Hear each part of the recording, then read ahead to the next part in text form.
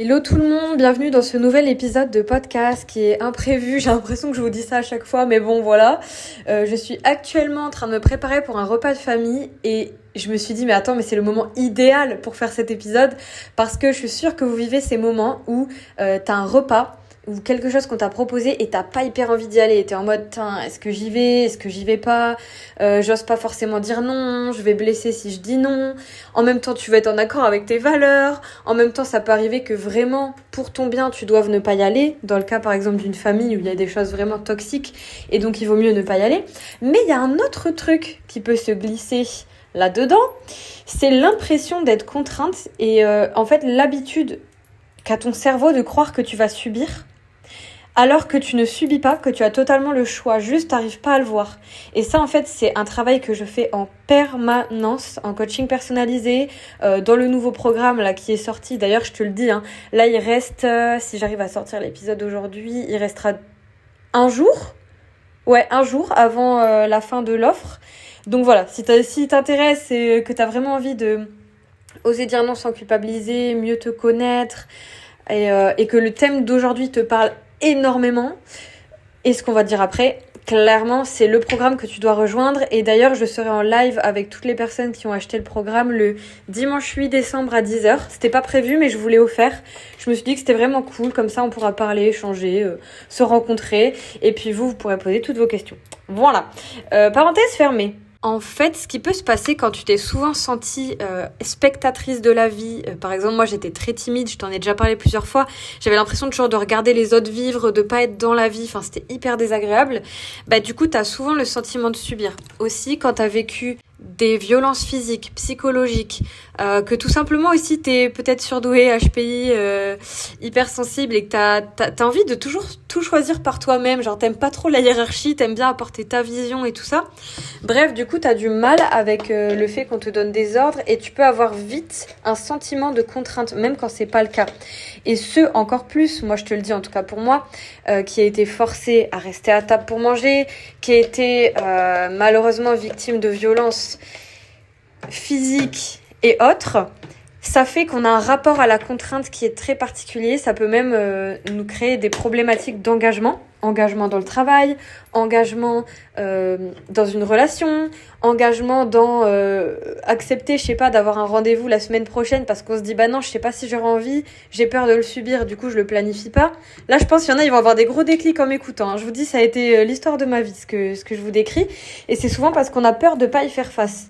Donc c'est vraiment un putain, désolée pour le mot, mais vraiment c'est un gros sujet, je trouve. Et en fait, il faut comprendre un truc, c'est que la contrainte, l'impression de contrainte est une illusion. Très souvent. Alors évidemment, quand vous êtes en danger de vie ou de mort, oui, genre clairement vous êtes contraint, mais vous avez toujours une forme de pouvoir, même si vous la prenez pas à ce moment-là, cette forme de pouvoir.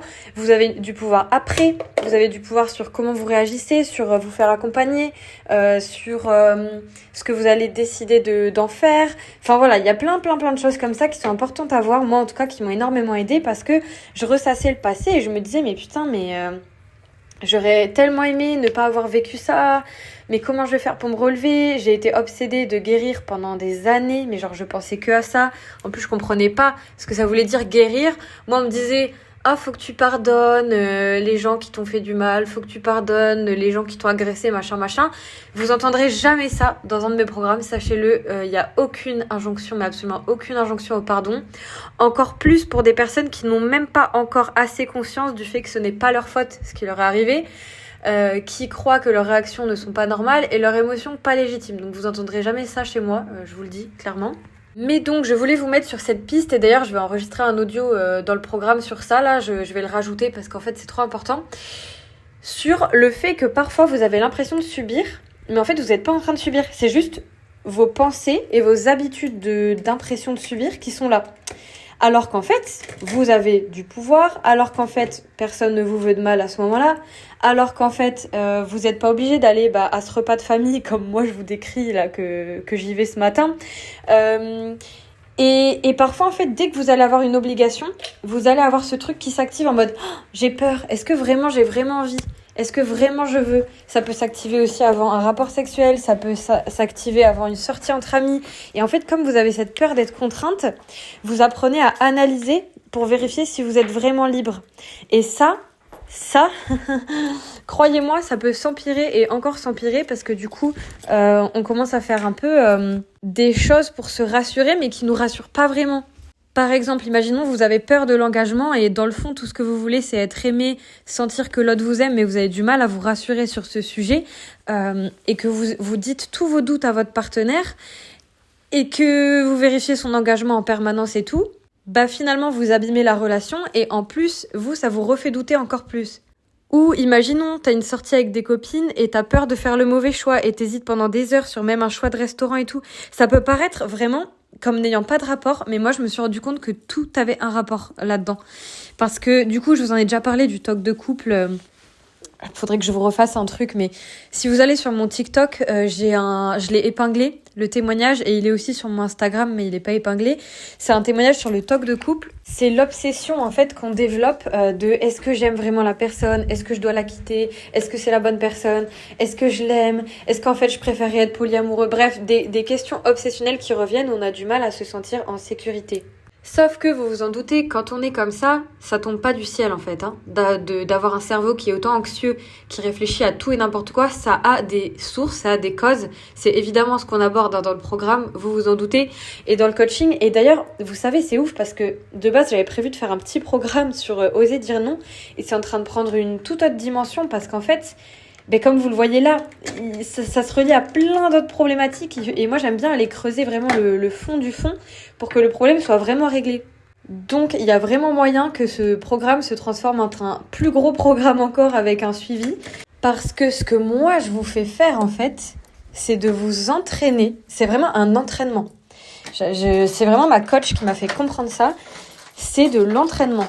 C'est-à-dire que vous n'allez pas, juste parce que vous achetez un programme et vous écoutez 5 minutes, vous rendre compte que vous subissez et hop, c'est bon, maintenant c'est acquis pour la vie. Ben, pas du tout. C'est un peu comme si on va faire du sport, tu vois.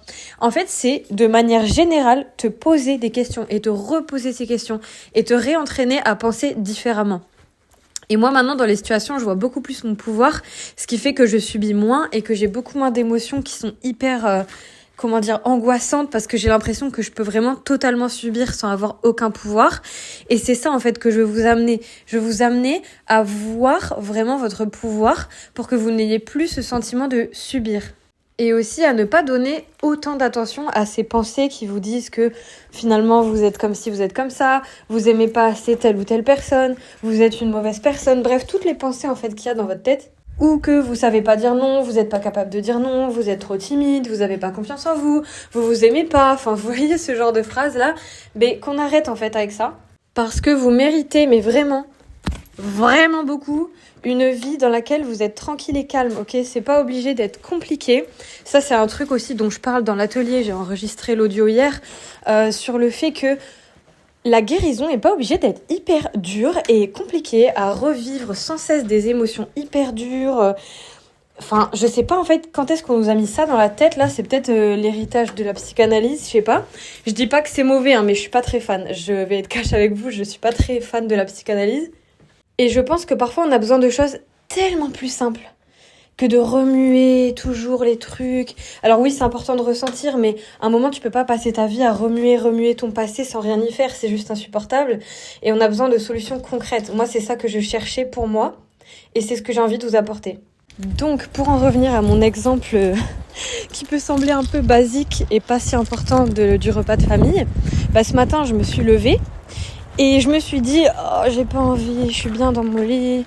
Et puis je sais pas si j'ai vraiment envie de venir, est-ce que ça va pas être chiant, est-ce qu'on va pas me faire des remarques, blablabla. Bref. Sauf qu'en fait, je me suis rendu compte que j'étais en train d'être dans l'illusion que j'allais être contrainte, que j'étais obligée d'y aller et que je suis à aucun moment obligée. Et je me suis dit, mais qu'est-ce que moi je choisis? Et j'ai choisi parce que j'ai envie de voir ma sœur. Et parce que ça peut être un bon moment, parce que j'arrête d'écouter mon cerveau qui me dit « Ah, ça va être horrible, ah, et ça va être comme ça, ah, et tu vas ressentir ça, ah, et nanana ». C'est de l'anxiété. Si vous vous reconnaissez là-dedans, moi je savais même pas que j'avais ça, alors que je vis avec ça littéralement depuis peut-être ma naissance, sérieusement. Mais si vous vous reconnaissez là-dedans, Oh my god, c'est ce dont vous avez besoin, je vous le dis. Clairement, ça va être de prêter beaucoup moins attention aux pensées, revenir à du rationnel, aller faire ce qui vous fait peur, voir en fait, constater que non, il vous arrive pas tout le temps le pire. Avoir conscience de votre pouvoir, et si vous voulez consulter un psychologue pour ça, je vous conseille vraiment, mais vraiment l'approche TCC, c'est thérapie